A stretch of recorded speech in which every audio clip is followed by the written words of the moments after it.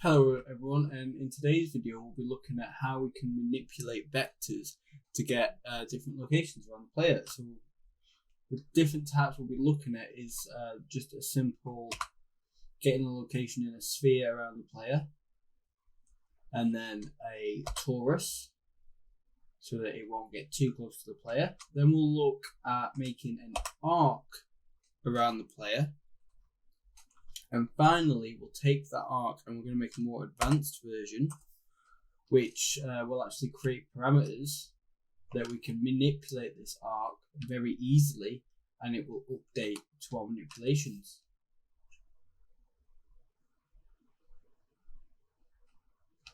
And then we'll use all this to make an AI go to a location around the player that we need them to go. And with that, we'll get into the video.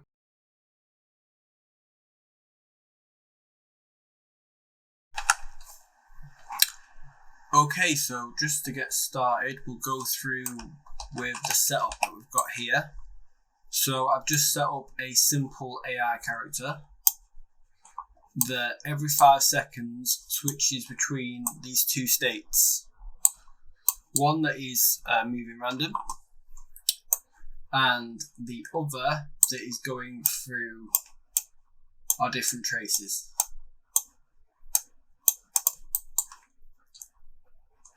And then if we look at our behavior tree, it's checking an enum, our AI state, which is here. So we have moving to random and moving to player. And we are setting this inside the character. So on begin play, every 5 seconds, it's going to play this event. And it's going to flip between moving to random and moving to player, which is just how we can get it so that we can see everything. Right, and then with that, we'll start going through the different traces that we've got.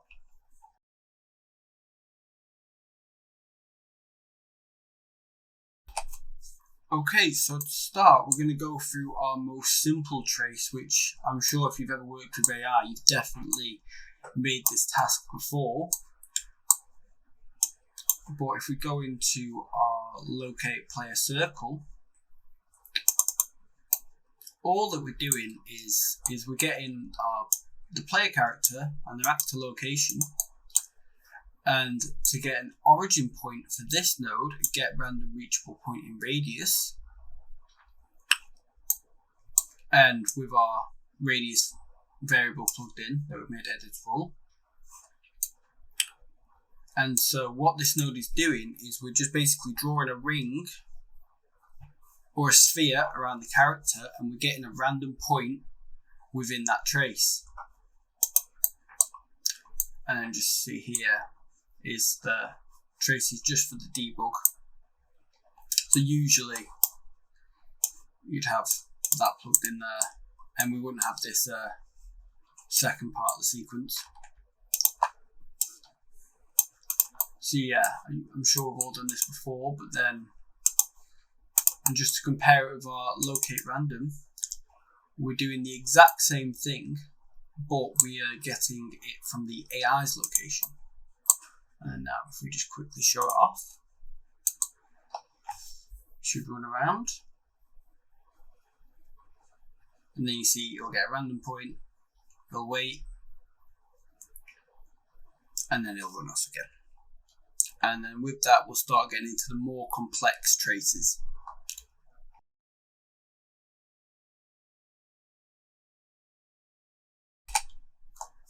Okay, so the next one we're going to do is this Taurus Trace.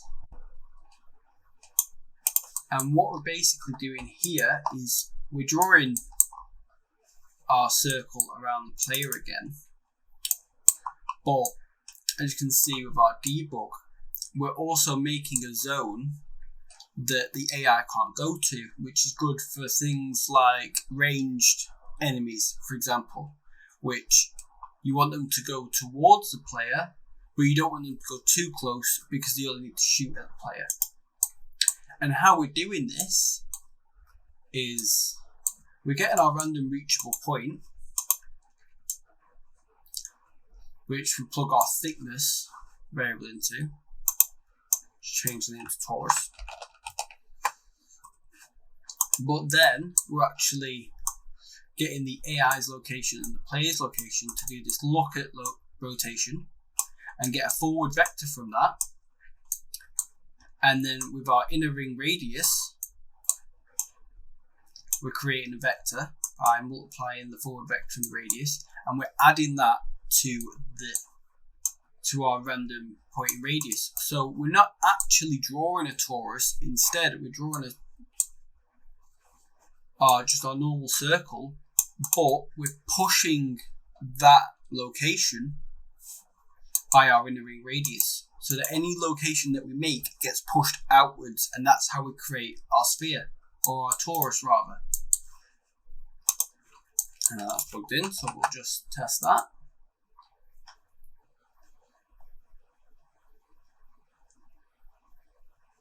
As you can see, he should never find a location inside this ring.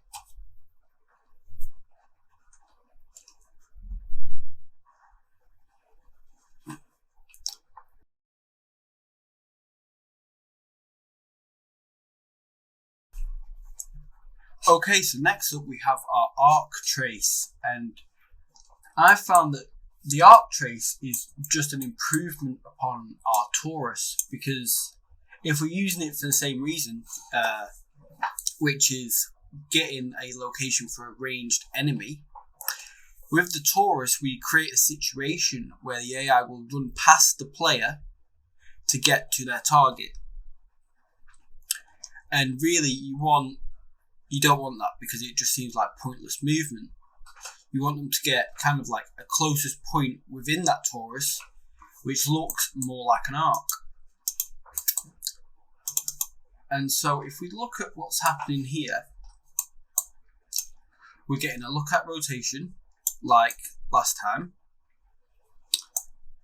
between our actor and our AI, times in that by the distance that we want to push out. But now we're adding that to our actor location to get our origin point. And this kind of gets the center of our arc. And then these two, and with this we're not making our variables editable, because this is like a set arc.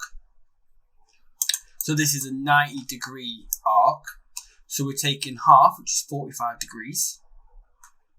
So we're taking, with this, this lookout location, we're getting 45 degrees. Here it's positive. So we're adding 45 degrees to our rotation to get our forward vector, to get the end of our arc, and getting another random reachable point. And then we do the same thing, except we're timesing it by -1, which would get the start of our arc. And doing the same thing again to get 3 reachable points and a random location within each. And then just selecting one at random. And then, again, trace, really simple. But yeah, so, and our angle is 90 as we went over. Our radius is 200, and we're creating it 500 units from the player. And so now we'll just test it out.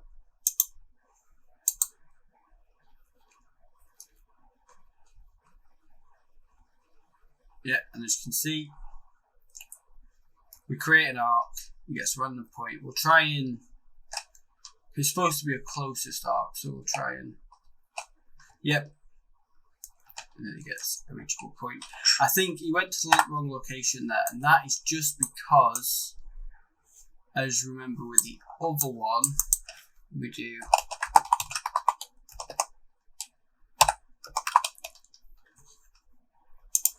we actually get the blackboard value. I think sometimes with creating random numbers we get some issues.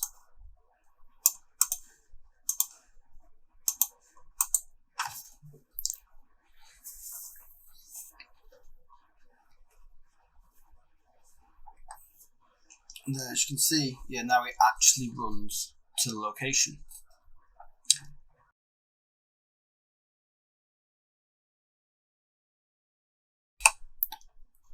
Okay, so next we're going to do a massive jump up in complexity, and we're actually going to show you how to make a trace that changes dependent on the variables. So it kind of generates an arc, which quickly show you like a debug version. If we just delete him so he doesn't get in the way, as we showed in the intro, and it's only spawning loads and loads of green because it's just acting on the tick. But as you can see, as I start changing this arc, it creates more and less traces dependent on the distance, the radius, and the actual arc that we want to create. So as you can see, this is a very, very powerful way of getting an arc. And most of the time, you'll just want to create the version that we did before, but if you want something that we have a lot more control over, this is kind of what the best we have. And so if we go into it,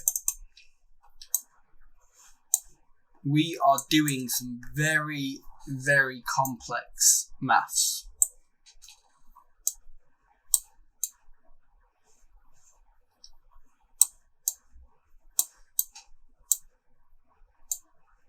That I'll walk you through.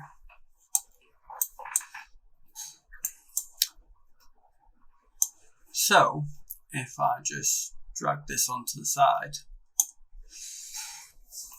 what I've done is I've taken the arc that we made and gotten the parameters from it. So our radius of the traces were 200, the arc was 90 degrees, and the distance from the player was 500. There's supposed to be a blue line there, but first it mustn't have saved in. And so I've used that and defined it. Radius is X, arc is Y, distance is Z. And what we need to do is we need to figure out how many traces are needed. And so the first thing that I've figured out is the coverage of one of our traces. So that if we were to fire a line along the started line and to measure the distance, we'd get our coverage. And I think it does it more linearly, it's a straight line. So it's not exact. All of this is approximations. And so to do that, we've got our arc divided by our traces, which is 90 divided by 3, which is our coverage. But this is our coverage when these parameters are set. And so we need to find out what the coverage is when these are all 1. And so to do that, we've kind of had to cancel out all of the variables. So the first thing that we've done from our coverage equals 30 is we've taken out the arc. So we've divided it by 30 and found out that 1 degree covers 6.6 units. But that is only when Z and X are set. So then we've cancelled out Z to find out that 1 degree covers 0.0132 units, but that is when X is set. And so then we've divided that value again by 200.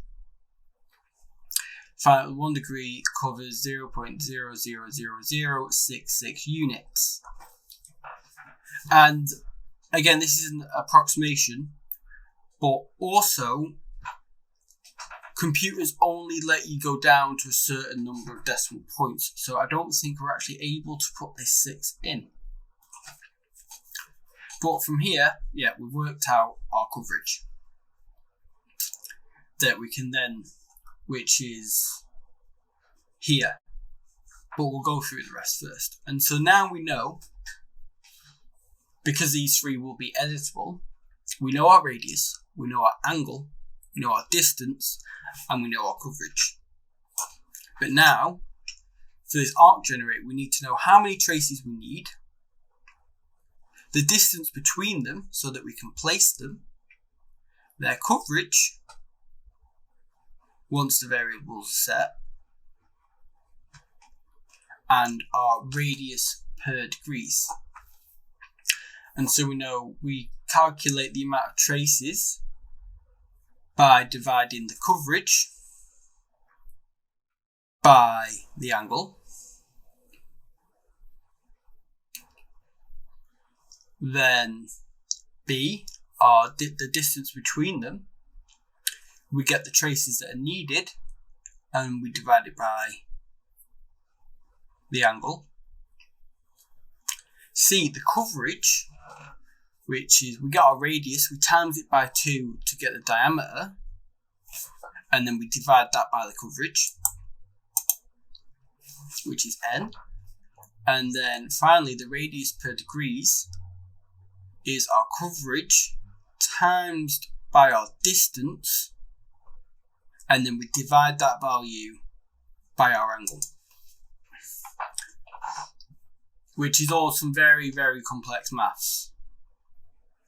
But this is this is how we work out all the variables we need to make our arc, and I'll show you how we get these values in our blueprint. So as you can see here, this is where we figure out our amount of traces. So first, we need our radius per degrees. And we do that by, we'll just get this back up. Probably best to have it.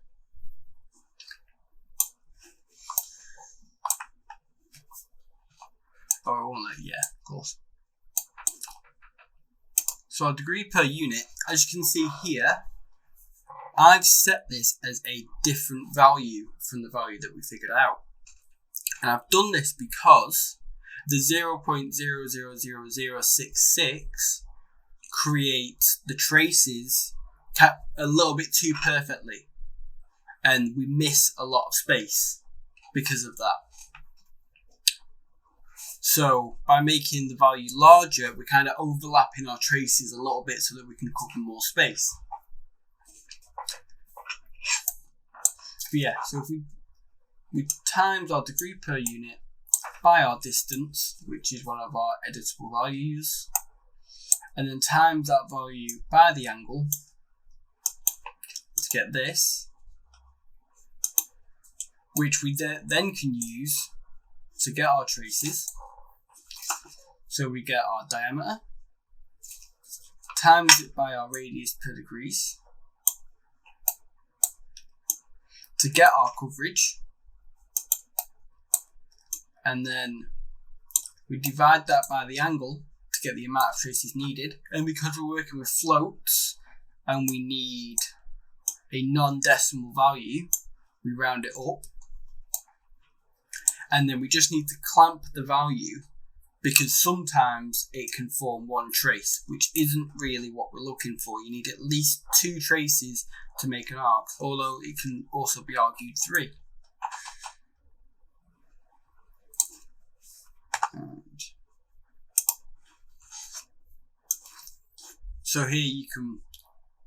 So here we're doing the working out for A and D and C.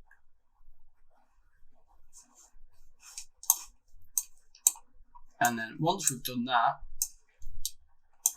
this for loop is just for our debug. And it's almost the exact same maths, except where we're timesing by the random trace, we're actually timesing by the index.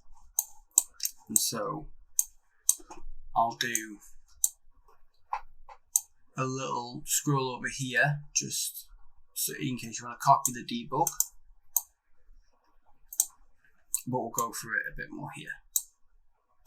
So the first thing we're doing is we're getting our traces required and getting that as a max for a random integer. So we're randomly selecting one of the traces needed.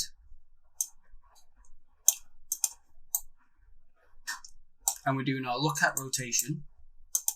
But to get our rotation, we're getting our angle. We're dividing it by the traces that are needed. And then timesing that by the trace that we generate. And then we're getting our angle, dividing it by 2. And subtracting it. And the reason why we're doing that is because if we weren't to do this, it would start our arc from the midpoint that we actually want the arc to be. So here we're kind of rotating our arc by half of what our angle needs to be. And then like last time, we're adding that to a look at rotation to get a forward vector that we're pushing outwards again with our distance, and then adding to our actor's location to get our random reachable point. And then usually I would always advise against using a branch inside of an AI task, just because it can sometimes get stuck for longer than you want it to. But I found that the results are fast enough that it's okay. We're doing a branch because I found a bit of a glitch with creating a random location where it's only where a lot of the time it's just firing out the origin and not actually getting a random location. I don't know if that's just a bug with the node right now. You may not have it at all, so may not even need to do this branch before we set our location. But that's just there just in case. And then, yeah, and that's how we do it to set our black hole value in vector. And now, all this mask is a little bit, even though I came up with it, it's a little bit too complex for me. So I'm just going to hover over these just so that we can copy them.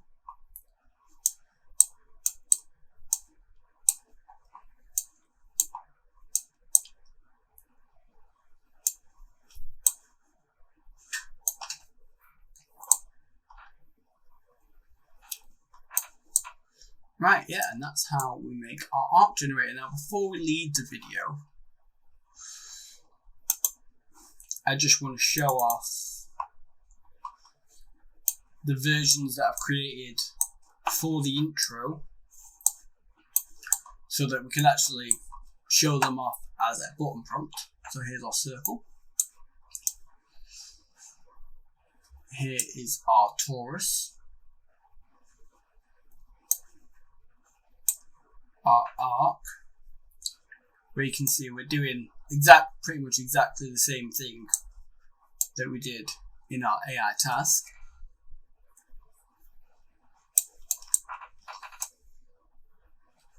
And then with our smart arc, I've got the variables that we set plugged into the numpad inputs.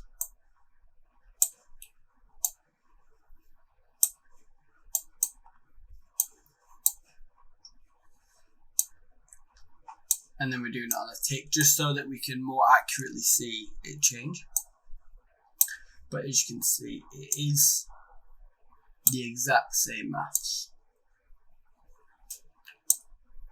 Apart from a slight change with the look at rotation. So this way the arc always forms in front of the player.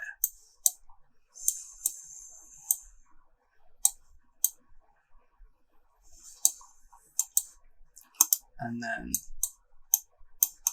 just realise I didn't actually show it off, I don't think.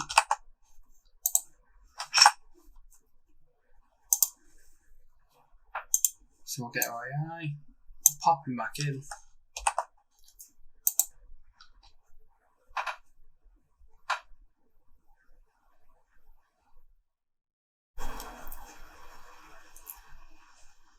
And as you can see, we'll run to it. No, we didn't there. We did there.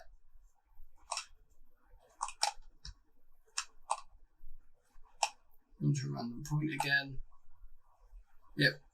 There you are. I think it was just the first one. Had a bit of an error. Yep. And then you see they'll start running around again. Right, and I hope you found that helpful. Even though in this example we've used it to set an AI location, but with that Ark generator, I imagine that you can use it for pretty much anything that you would need an Ark for. So it's not just limited to AI movement. And hopefully you're able to use that or just understand or look at the maths. Hopefully you can take some from the mathematics to kind of show you how we can work out how to make these kind of things. And with that, I'll see you next time.